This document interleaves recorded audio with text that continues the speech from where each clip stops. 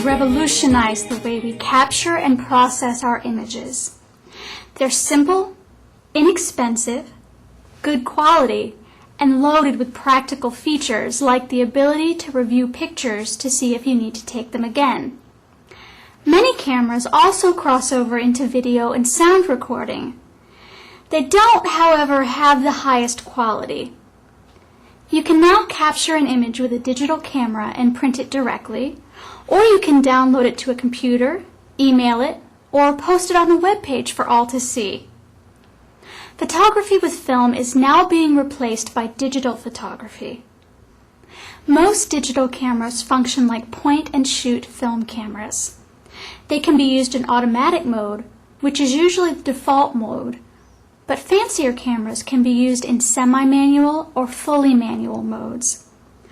You can expect a high-end camera to offer interchangeable lenses, optical zoom, and manual features like focus and white balance. A low-end camera will offer more automatic settings and digital focus and zoom.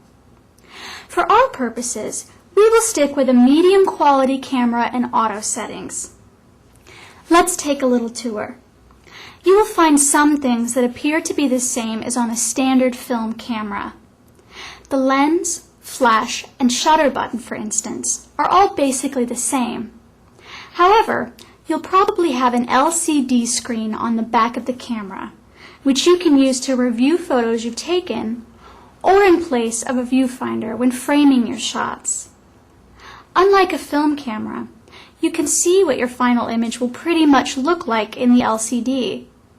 However, the screens are quite small, so details and focus can be difficult to see. Many cameras offer the option of zooming into an image, so if there's something in particular you want to be sure you captured accurately, just zoom in.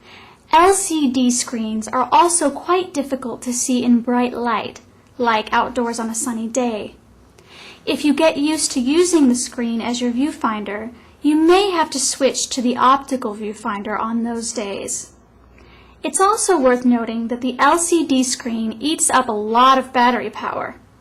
If you find your batteries are dying quickly, your flash and screen take up most of your power, so don't leave the screen on all the time if you aren't using it. The biggest advantage of the LCD screen is reviewing the photos you've already taken. You can make sure you got the shot right and take another if you need to, or delete shots that didn't come out well in order to free up space on your memory card for the photos you do want. You can also use the LCD screen to cycle through menu options, an important difference between digital cameras and standard film cameras. You may have a little dial, or you may have an internal digital menu.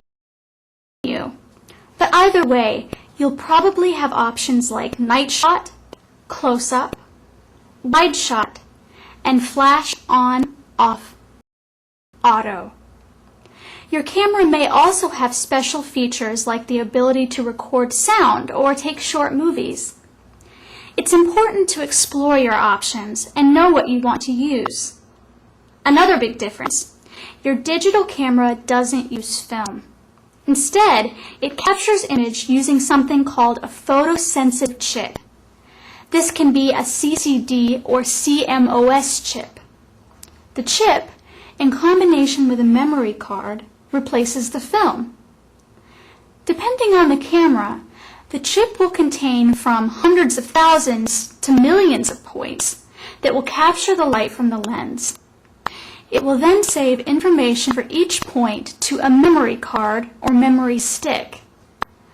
Most digital cameras still can't reproduce the incredibly high image quality of film, but on a computer screen or when printed at standard photo sizes, the difference is negligible.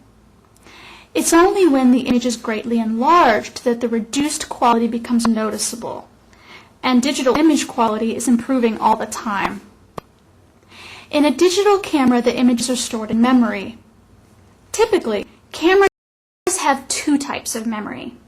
Some internal memory, which will often store about as many pictures as a roll of film, and more importantly, some removable memory. Different cameras use different types of memory, but They're all pretty much a small card-like device that pops into a slot on the camera. These cards are often referred to as removable storage devices, memory sticks, or memory cards, depending on how they are configured. They come in a variety of sizes, but size here refers to the amount of data they can store, described in megabytes or gigabytes, not to their physical size. The photos you take will be stored in your memory card. These cards are removable, so if you think you'll be taking a lot of photos, you can always bring an extra memory card to swap in when you've filled up the first one. You can also put your memory card into a card reader to print directly or to upload photos to your computer. The pictures will stay on the card after being uploaded, so if you want to clear a card, you'll have to do it through the camera. The number of pictures you can hold on your memory card depends on two main factors. What quality images are you capturing, and how many megabytes of information can you store? Most memory cards come in standard sizes like 128 megabytes and 256 megabytes, and go up to 1,000 megabytes, or 1 gigabyte. Let's say your memory card stores 1 gigabyte of information. Now let's say you're taking images that you want to print as 5x7 photos. These need to be at least 1 megabyte. So you can take 1,000 print quality pictures on a 1 gig card. If you wanted to make bigger prints though, your file sizes would get a lot bigger. If you just wanted to put photos on the web, however, you wouldn't need them to be that big. Print quality is a much higher resolution than your computer screen needs. For those 5x7 photos, you will need a camera that has 3 megapixels or more to ensure good print quality pictures. This is usually listed on the camera itself. It means that it has about 3 million light capturing points on its photosensitive chip. The higher your megapixel count, the higher the image quality you can get out of your camera. You will need to set your camera to capture an image that is at least the size you would want to print at, and maybe a little bit higher in case you want to zoom in on a piece later. If you have a 3 megapixel camera, you will want to set it to capture at its highest image quality. This will capture an image between 2 and 3 megabytes.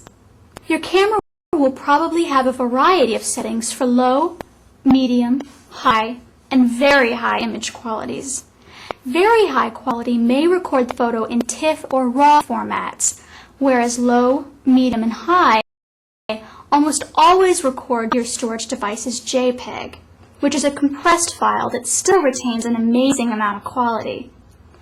You can choose your image quality based on what you'll be using the images for. Higher for printing or cropping, lower for web usage. If you know you will be cropping your image, then shoot better quality images. Once you've taken your photos, you'll most likely want to download your pictures to a computer. There are 2 ways to download the pictures. One way is to download directly from your memory card. You will need a memory card reader, which will either come built into your computer, or you can buy one to plug into your computer. The other way to download is to plug your camera into your computer using a cable that is usually supplied with the camera. The cable will usually plug into a USB or FireWire port, and this may often require special software on your computer. So be careful if you're at a friend's house and expect to download the images.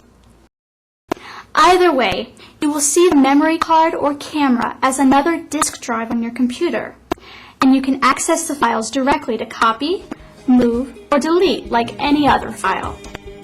You can use the camera or a computer to clear the memory card, and you can use it as many times as you like. Once you've gotten your photos together, the fun's just begun, because now you can edit, print, combine, and do all sorts of fun stuff with your digital photos.